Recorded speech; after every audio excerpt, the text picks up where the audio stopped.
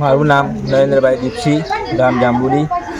આજ રોજ મારા મોટાભાઈ એવા રમેશભાઈ રતિલાલ પરમાર જો શિક્ષક તરીકે દહિયર જોડે નવાપુરા ગામે ફરજ બજાવતા હતા. સાથે સાથે તેમને બીએલઓની કામગીરી પણ સોંપવામાં આવેલ હતી. આજ રોજ તેઓ બીએલઓની કામગીરી પૂરી કરી સાંજે 7:30 ઘરે આવ્યા. ત્યારબાદ ફ્રેશ થઈ ચા બા પીને ફરી પાછી બીએલઓની કામગીરી માટે બેઠા હતા. પણ અહીંયા એમના ઘરે ટાવર ના આવતા નેટનો ઇસ્યુ હોવાથી તેઓ બીજા ઘરે આવ્યા અને હું જોડે હતો. અમે બંને જોડે હતા. મારાથી અમને નેટનું હોટસ્પોટ કરીને એવા કામગીરી કરતા હતા. હું જોડે બેસી રહ્યો હતો. લગભગ 11:30 વાગે પાછું કામગીરી પતાવીને એવા ઘરે આવ્યા.